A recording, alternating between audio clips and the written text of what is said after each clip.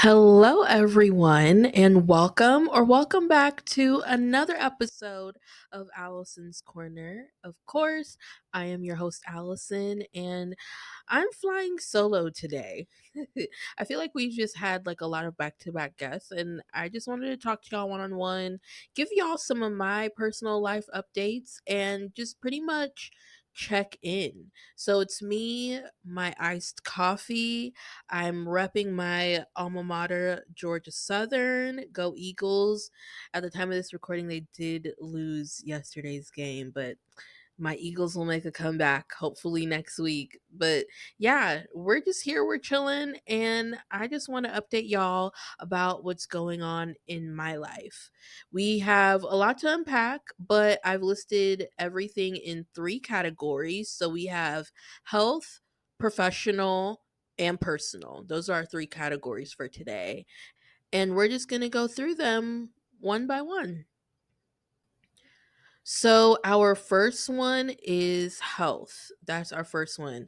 And as you know, I'm a really big proponent of meal prepping. It's easy, it's quick, it's manageable, and if your schedule is anything like mine, it can be super hectic, like really hectic. And meal prepping helps me to utilize less time in the kitchen while still enjoying healthy meals that are on the go.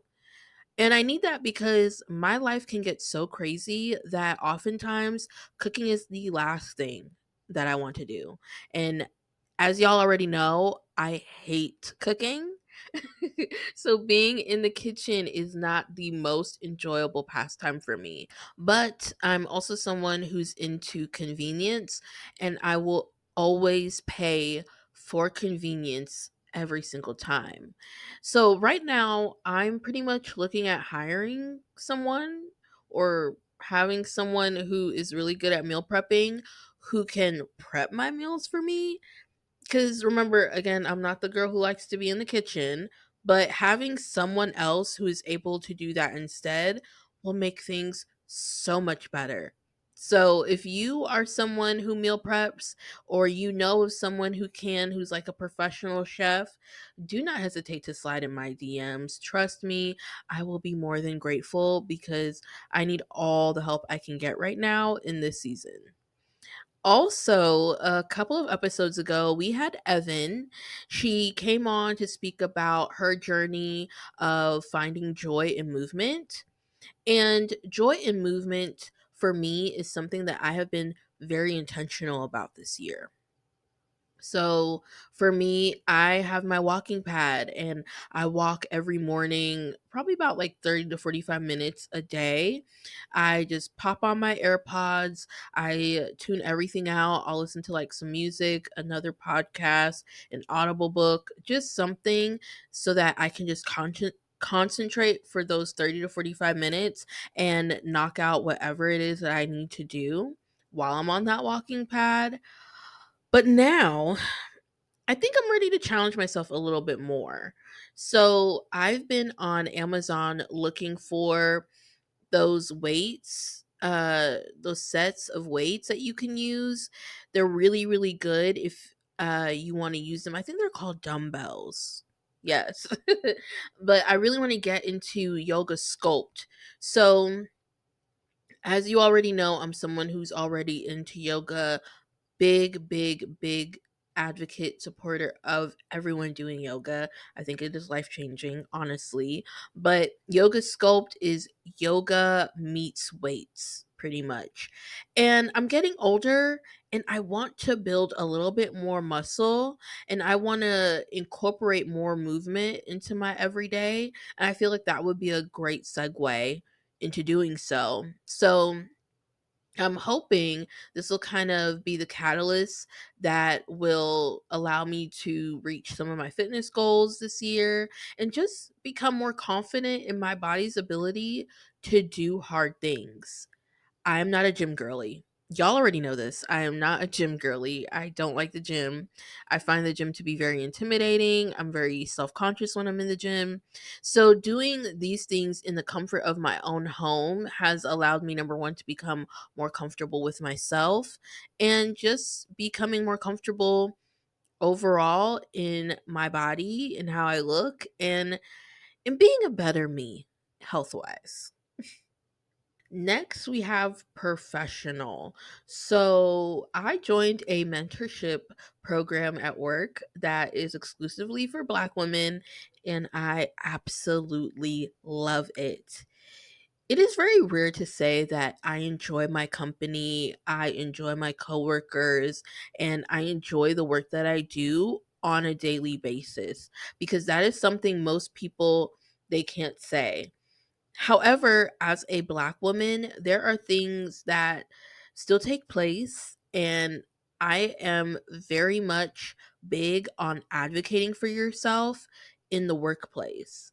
But the thing is, I know so many other Black women can't advocate for themselves in the way that they really want to because the support system at work is not there. But with this mentorship program, one thing that I have definitely been able to partake in is seeing the power that having a support system can definitely have, and how having a support system at work can take you far because if you're a minority, it's just a little bit harder.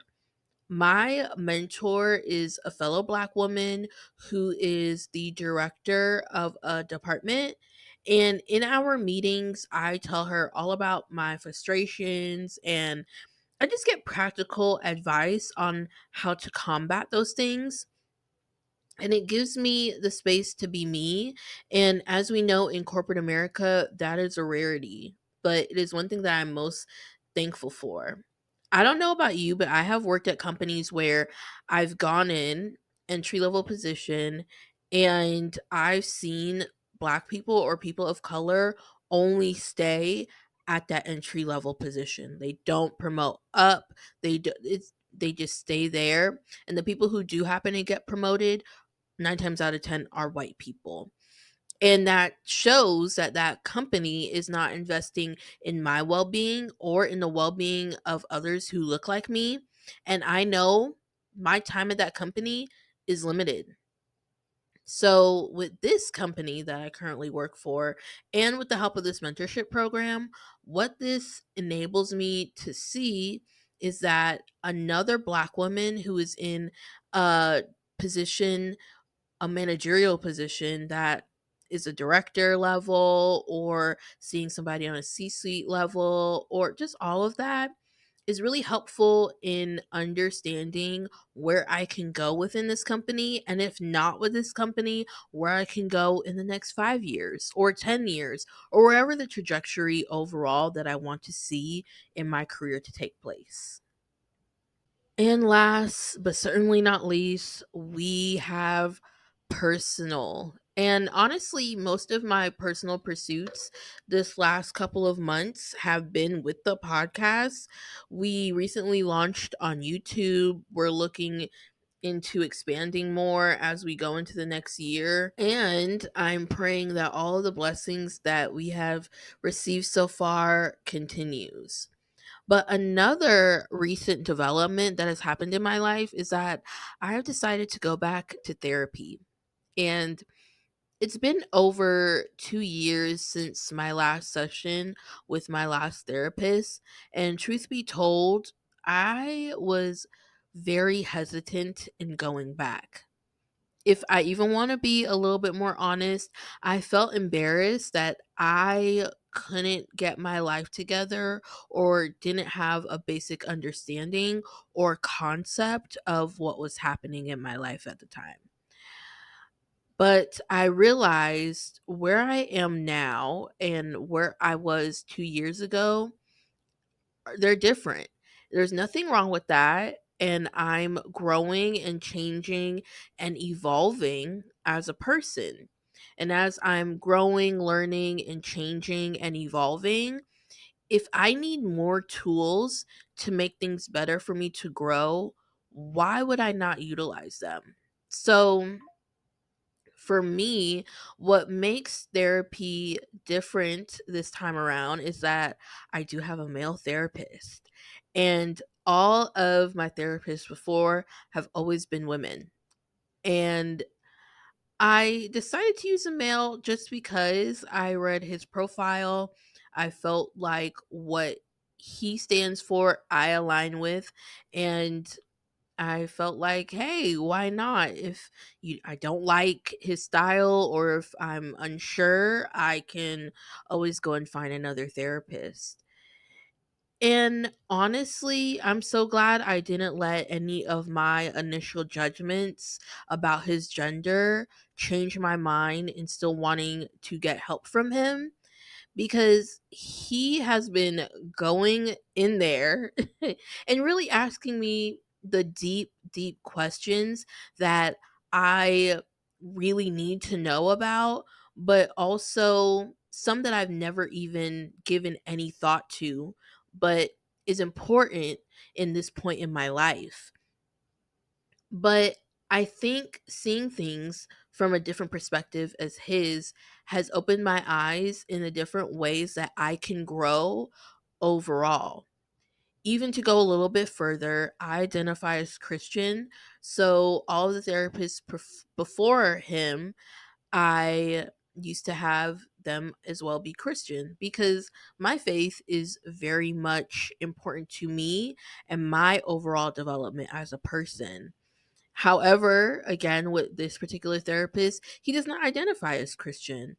And still, while he may be of a different religion, a lot of our values align and intersect in ways that my own limiting beliefs didn't think was possible. And I think this experience overall has taught me is number one, don't judge a book by its cover. Number two, you will never know how you are able to seek help from people who are completely different from you. And number three, always be open to those opportunities to continue to seek help and grow and learn and become that person overall. But of course, those are pretty much all of my updates. I just wanted to share with you guys just some short and sweet things that have been happening for me and things that have been going on with the podcast. We have officially launched on YouTube, so you can always check us out, of course, on all of our podcast streaming platforms, as well as good old YouTube for even more information. And with all of that, I'm going to leave y'all with a quote. And this one is from one of my favorite poets, Alex L., entitled Rebirth. And it says, there will be moments when you will bloom fully and then wilt, only to bloom again. If we can learn anything from flowers, is that resilience is born even when we feel like we are dying. As always, God bless. Have an amazing day. And thank y'all for listening to Allison's Corner.